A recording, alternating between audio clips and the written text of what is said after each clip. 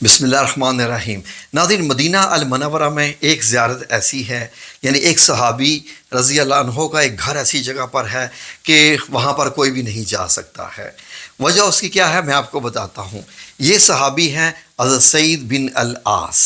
ان کا گھر ایک ایسی جگہ پر ہے کہ جو اپنی اصلی حالت میں ہے، اور وہی دیواریں، وہی چھت، وہی فرش، وہی سب کچھ، لیکن وہ ایک ایسی جگہ میں آ گیا ہے کہ جہاں تک عام بندے کی پہنچ نہیں ہے۔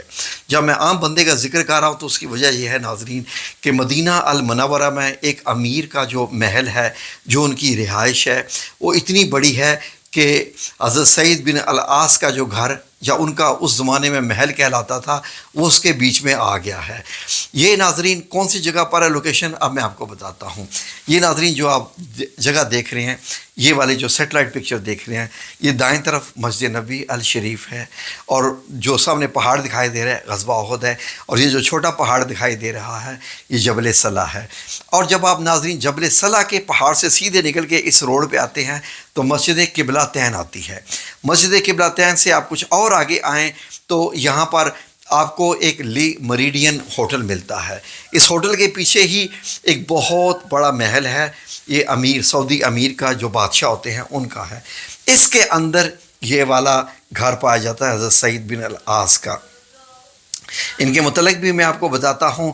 تو ناظرین حضرت سعید بن العاص، جیسے میں نے آپ سے کہا کہ صحابی رسول ہیں، تو ان کا آپ کو نام بہت کم ملتا ہے۔ وجہ کیا ہے کہ آپ کی پیدائش یکم ہجری میں ہوتی ہے، جب آپ صلی اللہ علیہ وسلم نے ہجرت فرمائی، تو یعنی 10 ہجری جب آپ صلی اللہ علیہ وسلم نے دنیا سے پردہ فرمایا تو اس وقت آپ کی عمر 10 برس تھی۔ یعنی کہہ سکتے ہیں کہ آپ حضرت امام حسن رضی اللہ عنہ اور حضرت امام حسین رضی اللہ عنہ کی عمر کے ہی تھے کہ ایک لشکر جو 30 ہجری میں طبرستان گیا تھا، فتح کیا تھا، آپ اس میں شامل تھے۔ ناظرین حضرت عثمان رضی اللہ عنہ کے زمانے میں تو آپ پورے جوان ہو چکے تھے، چنانچہ اسی عہد میں ان کے کارناموں کا آغاز ہوتا ہے۔ جی ناظرین، ان کا گھرانہ ریاست اور حکومت میں تو بڑی ممتاز حیثیت رکھتا ہے۔ حضرت عثمان رضی اللہ عنہ نے اس لیے ان کو ایک کام کے لیے منتخب کیا، اور انہیں 29 ہجری 29 ہجری میں ولید بن عقبہ کی جگہ کوفہ کا گورنر مقرر کیا گیا تھا۔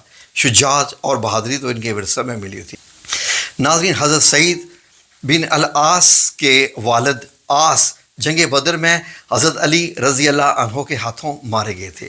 ناظرین حضرت سعید بن العاص نے 69 یعنی 69 ہجری میں وفات پائی، اور آپ جنت البقیع میں آپ کی قبر مبارک موجود ہے۔